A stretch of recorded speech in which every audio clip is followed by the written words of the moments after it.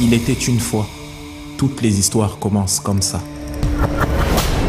Ok, il pleut sur la thèse comme il pleure dans mon cœur.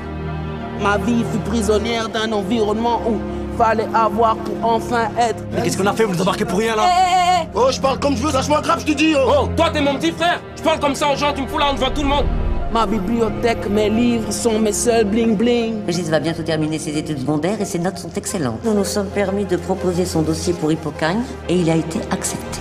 En fait, c'est quoi Hippocampe là? C'est Hippocagne. Ah, pour moi ça va rester Hippocampe. C'est Hippocampe, c'est Hippocampe.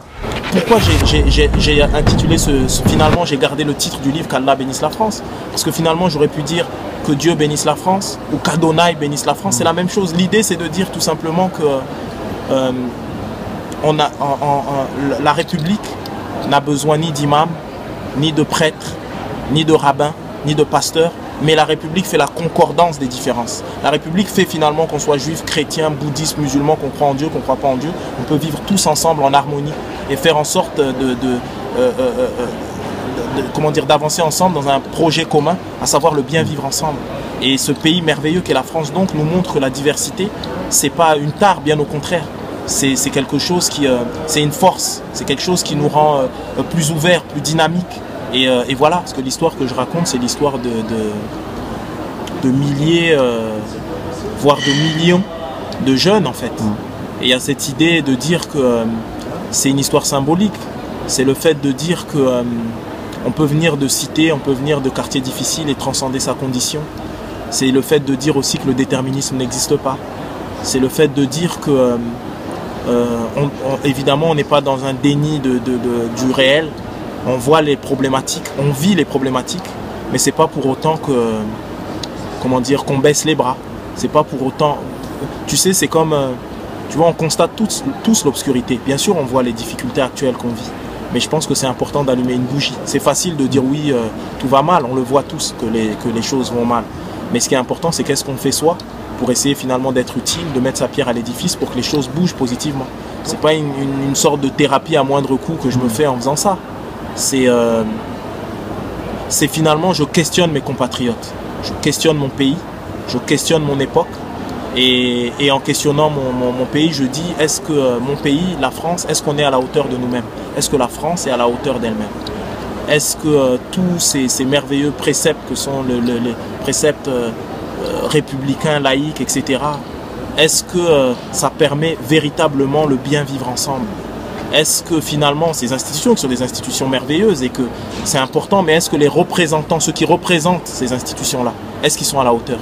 Est-ce que finalement on est dans le pays je sais pas, de Voltaire, de Rousseau, de Deleuze, de Césaire, de Derrida, de Sartre, Camus, etc. Est-ce que si aujourd'hui regardez la situation, j'ai presque envie de dire idéologique, philosophique de notre pays, est-ce qu'ils seraient fiers?